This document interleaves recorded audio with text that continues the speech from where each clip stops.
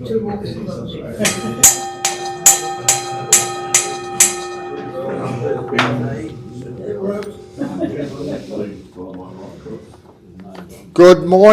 everyone. Good morning.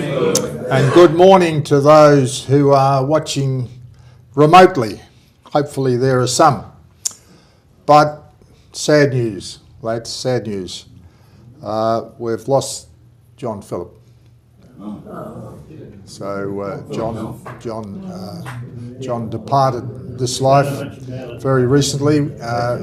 We don't know much at the moment, but we'll keep you posted in terms of any funeral arrangements. But it's a sad day for us to lose John.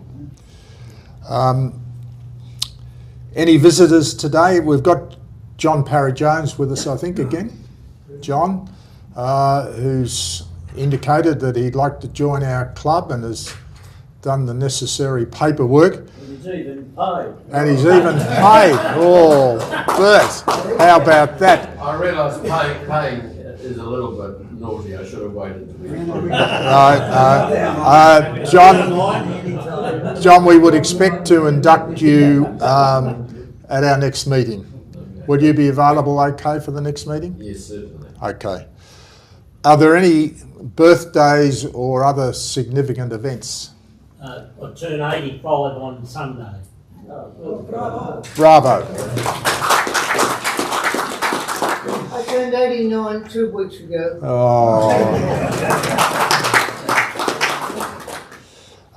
Any others? No. Okay. Before I ask the Vice President to call the roll, just a couple of little lawyer funnies for you.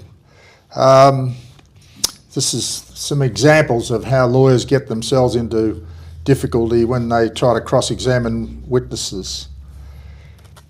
Counsel to the witness. Are you sexually active? Witness. No, I just lie there. Counsel. This myasthenia gravis, does it affect your memory at all? Witness. Yes. And in what way does it affect your memory? I forget. You forget. Can you give us an example of something you forgot?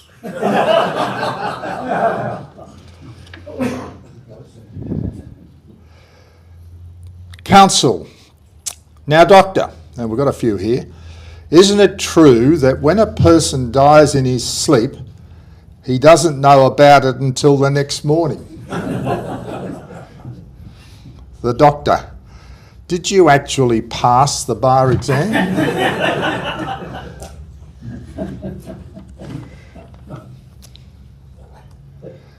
And lawyer, she had 3 children, right? Witness, yes. How many were boys? None. Lawyer, were there any girls? Witness, Your Honour, I think I need a different lawyer. Can I get a new lawyer? And then finally, lawyer, how was your first marriage terminated? Witness, by death. Lawyer, and by whose death was it terminated? Witness, take a guess. Yeah, we're not all as bad as that, but they're not bad examples of people who don't really think through the questions they ask. Our Vice President will call the roll. Thank you, Mr. President. Robert Adams. Here. Thank you. Thank you. Peter Bedford. Apology. Thank you. Noel Benton. Apology. Bert's here. Bert Berriman. Present. Thank you, Bert. Bruce Bazan. Yes, present. Thank you. Hector Davis. Michael Doherty. Apology. Thank you. Len Edwards. Yes. Thank you, Len. Robert Adbacker. Apology. Apology, I'd say. Yes. Alan Evans. Present. Thank you. Brian Fitt. Yeah. Nick Francis is an apology. Noel Griffith. Here. Thank you, Noel. Stuart Hall. Frank Henning. Present. Bob Hill. Present. Detlef. Yes. John Horsfall. Here. Reg Jackson. Yeah. David Jones. Present. David Lunn. Present. No apology, I think. No, He's here. No, he's here. Surprise. He's here. And great to see you, David. Yeah. Thanks. Fantastic. Thanks, John. most welcome, very good. Jerry Mazzoletti. Brian McMahon. Apology. John Metcalf. Yep. Gary Nervo. Gary Papworth. Present. Max Pearce.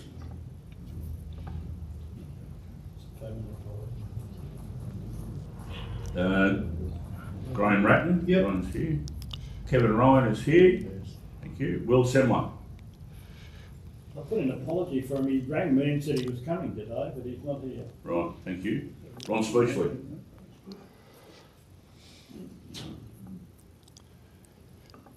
Colin Stiles. Yeah. Thank you. Les Surley. Yep. Thank you. David Taylor. Yep. Thanks, David. Olivia Churchek. Andrew Walsh is an apology. Ian Williamson. Thanks here. And John Perry Jones is here. Unless I've missed somebody, unless there's anybody else, that completes the role, Mr. President. Keith Tupper? Keith. Did I miss you, Keith? I'm sorry, I did miss you, I beg your pardon. 89 years. Couldn't miss the 89 years. 89. Okay, I think that does complete the role. Thank you. Okay, thanks, Mr. Vice President. Our hard-working, energetic Secretary, Colin.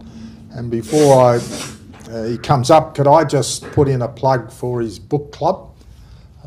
He sent out a memo about it. I think wants to get 8 probably. At this stage, we haven't got that, so give it some thought and let Colin know, because we'd like to get our 8 if we possibly can. Cole, would you like to? That's what, just reading and thinking, that's what I'm on about. So please, if you're inclined, send me an email. Okay. Anything else you want to report? Okay. Livio's here. Yep. Olivia, good. Our very frugal and careful treasurer, Bert. Well, our bank balance went up by $50 by courtesy of a new member. It's 1883 now, and petty cash is unchanged at 78. And we should be getting some interest now, the way things are going. If you go and visit the bank and people might give a cent. Yeah. See what sort of interest rate they can give us, Bert. 2 cents. That all helps. We've already acknowledged him, but it is absolutely terrific to see David Lunn here. And David, do you want to say anything at this stage? Thank you. Yes, just that it's wonderful to be back. I've got a few more health challenges coming up, but I'll be a lot better, even better then. And many thanks to the people who have phoned me and kept in touch while I've been ill. It's great to be back. Thanks a lot. Right. Yeah.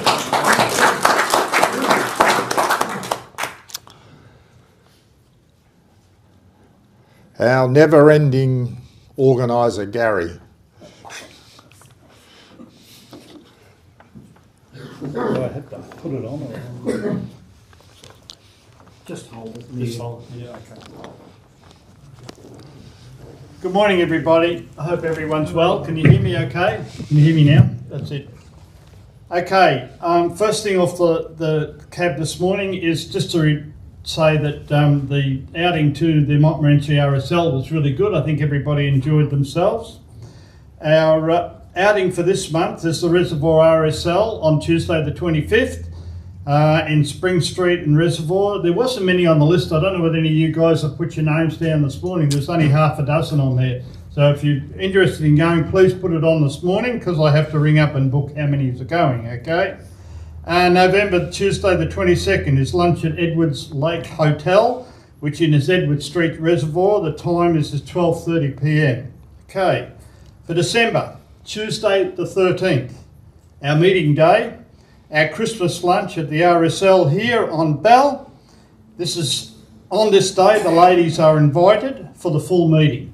Okay. Please start putting your names and numbers on the list for booking. This being our last get-together for 2022, our lunch for this day will consist of roast turkey with roast vegetable with cranberry sauce, roast pork, roast veg with apple sauce, and the sweets will be our favourite plum pudding and custard. Okay, so that's for the finish of this year. Doesn't seem long ago before we were saying it was Christmas this last year. For start of 2023, I'll just run through a few things. For January, Tuesday the 17th. Now that's a week before our normal meeting, outing, because the simple reason I've booked it again for the President's Barbecue to be held at Springthorpe Village. And if we get too close to Australia Day, they have functions in the village. And it coincides with what they're doing, and they're not set up for us to be able to go there. So it's a week before we normally go out for our outings, okay? There'll be more information in next month, okay? For February, which is on a Wednesday the 22nd, the three clubs, Rosanna and Warringal and us, combined Probus clubs are running a bus trip to Geelong. There'll be a little bit more information next month for that as well. It's all fixed up now, but I haven't had to put it down. For March, Wednesday the 22nd, the combined Probus clubs are having a barbecue, and it's going to be held at Springthorpe again. We used to run these every year, but over the years it's gone off. We used to hire 2 buses when I first joined Probus, and we were out for having our times out. Okay, there'll be more information to that. Just remember, for all the outings and lunches, please put your names and numbers on the list so that at least I can ring up, and at least 5 days before I've got to ring up to book in of how many's going, okay? Also, for those going to Mildura and Bendigo on the 22nd to the 25th of October, I only hope you guys can go. There's 2 or 3, I think, here that are going, because according to news forecasts, the roads are all underwater at the moment, and there's more coming in the next 3 or 4 days. So let's hope. I know you haven't heard anything from Belinda yet, so I don't know what's going on. She's been away on trips and so forth. Also for 2023, there is an 8-day trip to Sydney in the Blue Mountains on the 29th of April to the 6th of May. And the cost is $3,450 per person twin share, an extra $450 for single supplement. The first payment of $200 should have already been paid, and the second payment is due for $500 is due on the 27th of this month. Okay. Dave has left with you a few little things. I'll leave you with a couple of jokes too. A young girl was seated on the plane just as he was about to take off when a man next to her said, "Why don't we have a conversation instead of reading your book? As I understand it makes the trip go much faster." The little girl had just opened her book, closed it slowly and said to the stranger, "What would you like to talk about?" "Oh, I don't know," said the stranger. "How about nuclear power?" And he smiled. "Oh," she said, "and would it be an interesting topic? But let me first ask you a question. A horse, a cow and a deer all eat the same stuff. Grass, I should say. Produce Sorry. gas. Yet the deer creates little pellets while the cow turns out a flat paddy and the horse produces clumps of dried grass. Why do you suppose this is?" The stranger, visibly surprised by the little girl's intelligence, thinks about it and says, "I have no idea." To which the little girl replies, "Do you really qualify to discuss the subject of nuclear power when you obviously don't know SHIT?" Okay, An Aussie SAS soldier. A large group of Taliban soldiers were moving along the road when a voice from I'm pushing off things, I'm sorry. From behind the sand dune says, "One Australian SAS soldier is better than 10 Taliban." The commander of the Taliban hastily returns 10 of the best soldiers over the dome. Whereupon a gun battle breaks out and continues for a few minutes. Then silence. The voice again calls out, "One Australian SAS soldier is better than 100 Taliban." The commander is furious, so he sends his next best 100 soldiers over the ridge, and instantly a fight breaks out. After 10 minutes, there is silence again and a voice calls out, "One Australian SAS soldier is better than 1,000 Taliban."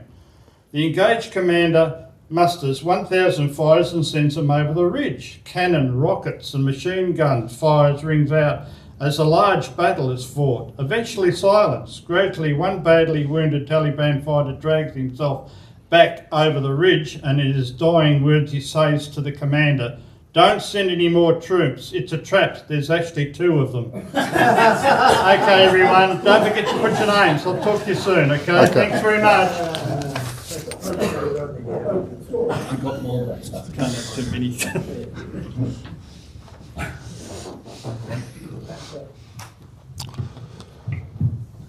All right, thanks, Gazza. David Taylor is going to do our members' corner. And David gave us a little bit of an insight when he was inducted as to his background and his journey up north. And I think he's going to expand on that this morning for us, which will be very interesting. He's telling me that he's got a little bit of a cough, which may interrupt his presentation for a time, but I don't think there'll be any problems. So would you all like to make David welcome? David, we've just got to get you a microphone for the stream, mate.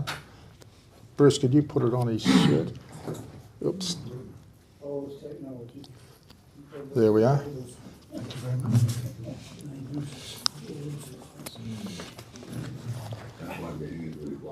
Okay, all right. Good on you. Just watch that. That's your pen. Do you want your pen? No, that's yours, I think. That's mine, is it? Oh, that's okay. I'll pick it up in a minute. We'll just get the microphone right for you. Yeah, that's about it. You can all hear me? Good, good. Well, here we go. A short summary of my life. I was born in March 1935 in England. I still have 2 sisters living in the UK. My brother died from leukemia just 1 year after retiring at the age of 65. I had normal schooling, was not a brilliant student, and at 15 years of age entered into a 6-year apprenticeship in engineering and tool making. At 21 years of age, 1 month after my apprenticeship finished, I was called up for UK National Service and drafted into the Royal Air Force as an armament mechanic. I spent just 4 months at Kirkham and Wesham in Lancashire, and then was drafted to two Royal Air Force bases in Germany, the 2nd Tactical Air Force. One being Celle, which was 65 miles from the Russian border. The next, we were also in training for the new Hunter vertical takeoff aircraft, but unfortunately the squadron was disbanded before this could occur.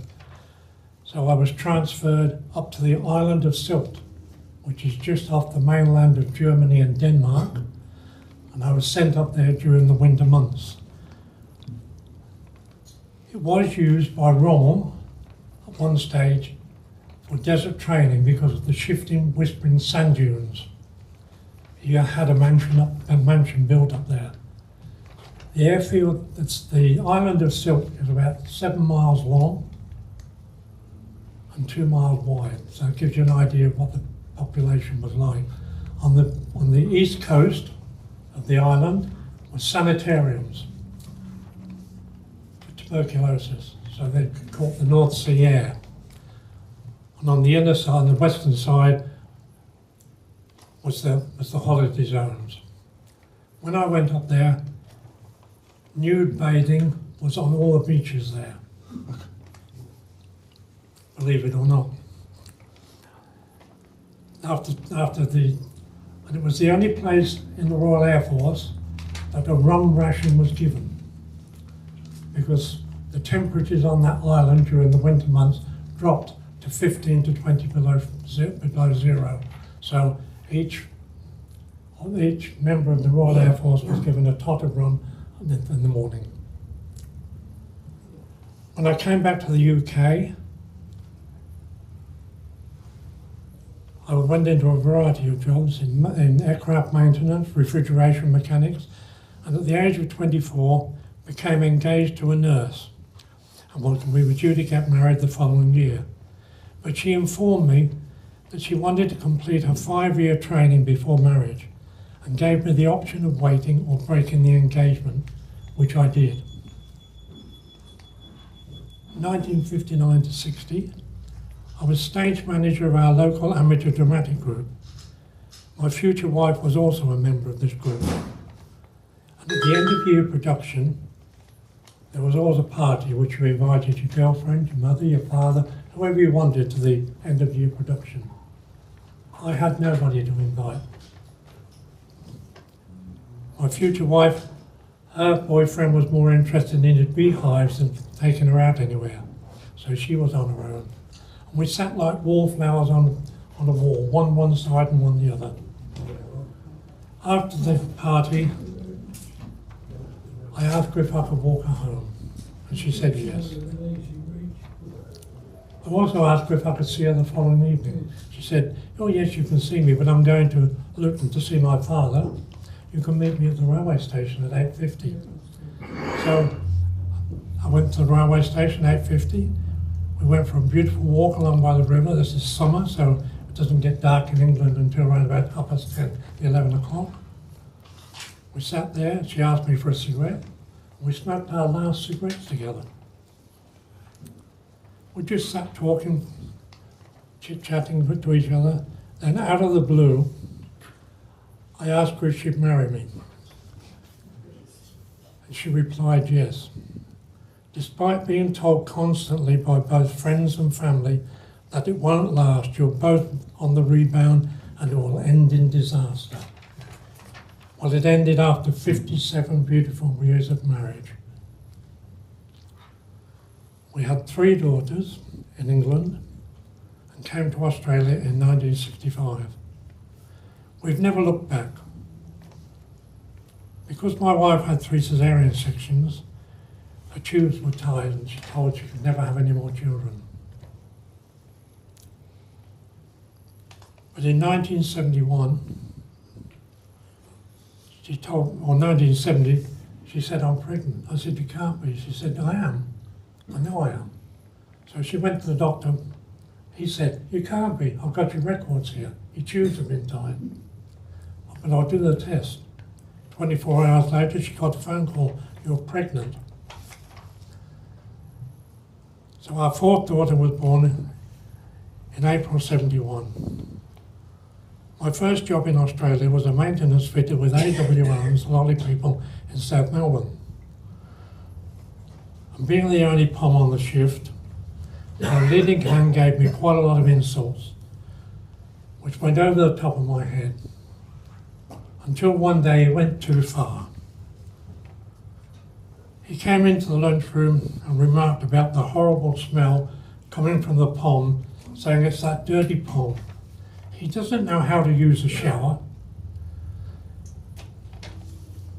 He went too far. I stood up, went face to face with him and said, "Listen, mate, I have a shower or a bath once every 3 months, whether I want one or not. The rest of the time I wear an Airwick bottle." Dead silence. He had no answer for my remark. Later during the shift, he came to me and said, "I didn't expect you to react like that." Shook my hand and said, "Meet me at the hotel across the road for lunch tomorrow." He shouted me lunch. 2 years after coming to Australia, we went into childcare. Our first job was with the Gordon Homes in Hyatt on the Nepean Highway. We were looking after a cottage group home there for 24 boys, aging ranged from 9 to 14 years of age. Staff quarters, and we had a large lounge and 3 bedrooms. All our meals were supplied from the main kitchen. KFC was the first store to open in Australia at Hyatt on the main highway. So every Saturday we would get all the leftover chicken as they had to close at 1 p.m. From there we moved to the Anglican Diocese of Canberra-Goulburn in Goulburn, looking after boys and girls, aged ranged from 8 to 18 years. We had staff of a cook, laundry lady, gardener, 3 living staff, my wife and myself. And out of interest, Goulburn had 4 children's homes. The Salvation Army Boys Home, the Catholic Girls and the Catholic Boys Home, and us, the Anglican Church. Returning to Melbourne in 1974, I went to work for St John's Homes in Canterbury. My wife and I opened up a brand new family group home in Mont Albert for teenage girls coming from Winlayton, which was in the process of closing. In 1975, Cyclone Tracy hit Darwin, and my wife was called to help man the phones, receiving calls from all over the world. From people asking how their families were going. In 1976, still with St John's Homes, we moved to Canterbury to their main complex to open up a family group home from teenage boys from Tirana. There were some enjoyable times there, but I'll move on. In 1981, I joined Camberwell Council, working within the council chamber area, including the official dining room, looking after the mayor and mayoress and their rooms, and also I was in charge of the liquor cupboard. I stayed with Camberwell until 1991. I'll tell you the reason why I left Camberwell Council. The new councillors employed a new CEO, and the CEO came from St Kilda Council. His name was Jones. Well, being in the council area, I knew what the salary was.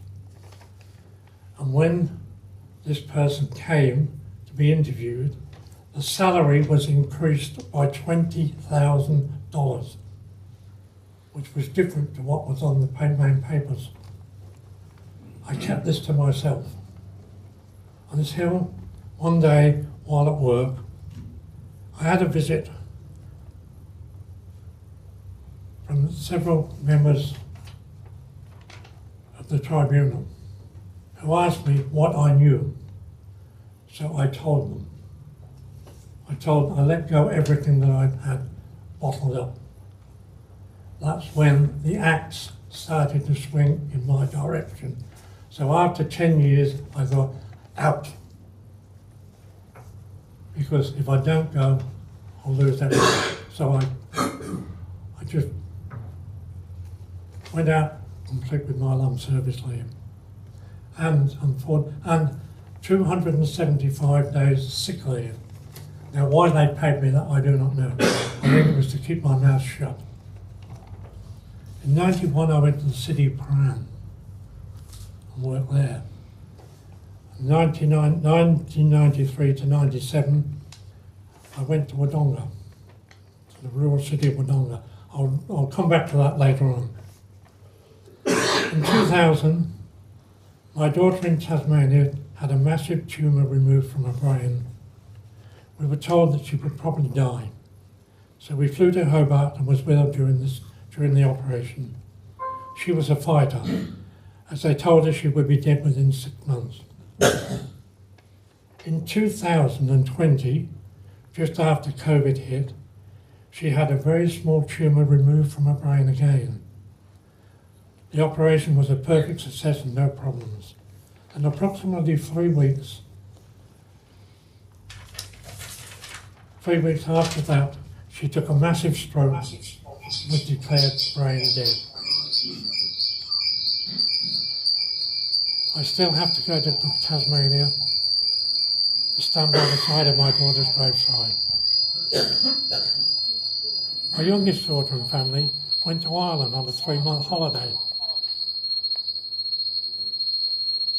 During this time, and stayed almost 12 years. 3-month holiday took 12 years. She took herself off to Dublin University and took a master's degree in pharmaceutical engineering with honours. She gave up her job at one of the largest pharmaceutical factories in Ireland. Little did she know that she was being headhunted in Sydney. After 12 interviews at midnight in Dublin,